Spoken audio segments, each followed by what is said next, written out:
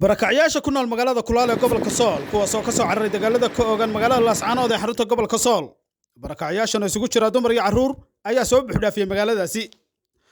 sidoo kale qaar ka mid ah ayaa doqomo kala duwan loo geystay hoygii ay deganayeen dhibanaashan oo la hadlay warbaahinta ayaa sheegay tacdiyada u geystay maamulka Soomaalidiidka ee Somaliland waxaan hadalladooda ka mid ahaa sidatan weeye Saynab Cabdullaahi Geelle waxa weeye anigoo ka hadlaya barakacyaasha ku sugan magaalada Kulaal oo ka soo barakacay Laascaanood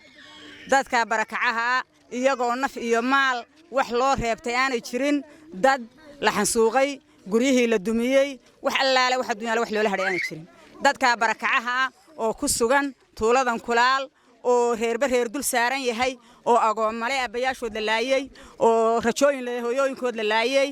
oo sirqooyin leh oo maxaan idhaahdaa maalinkan maanta wax allaale wax adduunyaha wax loo hambeeyaanay jirinin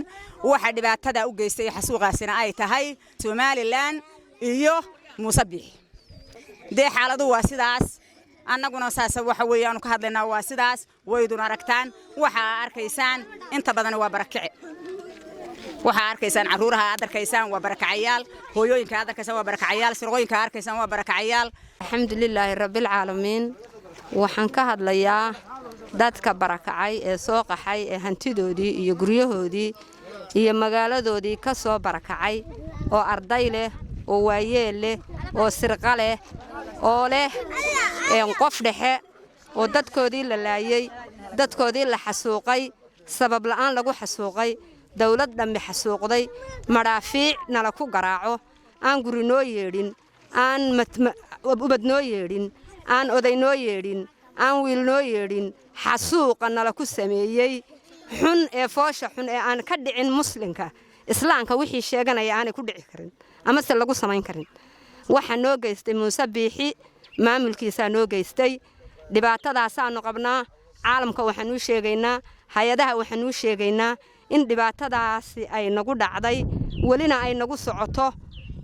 wax noo hadhayna aanay jirin guri noo yeedhin ubad noo yeedhin hooyo nooma yeedho aabe nooma yeedho dhibaatada intaa la eg de ilaahay wuxuu kala xisaabtamayaa wixii geystay bismillaah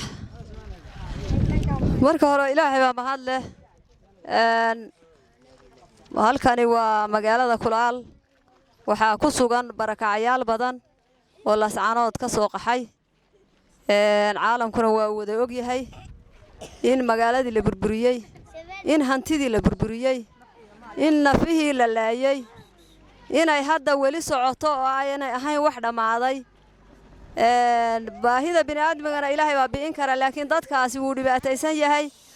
qaar baan gogashoodii soo qaadan hugoodii soo qaadan weelkoodii soo qaadan waxay la nool yihiin dadka faamaliyadooda tirakoobkooda inta annaga noo timina waa la hayaa oo dadka waad helaysaan marka dee waa dhibaatadaasi way jirtaa waana ka dheragsan tihiin wixii aad u qaban kartaan xasuuq nafeed xasuuq maal xasuuq guryo ganacsigii baa xataa istaagay dee waad og tihiin caalamka waa ka warhaysaan magacayga wax la yidhahdaa Saynab Maxamed barakac baanu nahay magaaladii waa la xansuuqay dadka iyaga walaalkay waa la dilay guryihii waa la dumiyay barakac baa nagu dhacay dad badan oo baan soo barakacay reerkii oo dhan waa soo barakacay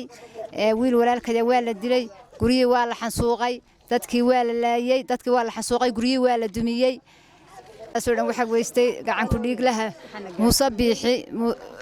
dhibaatadaas oo dhan Muuse Biixi baa na gaarsiiyay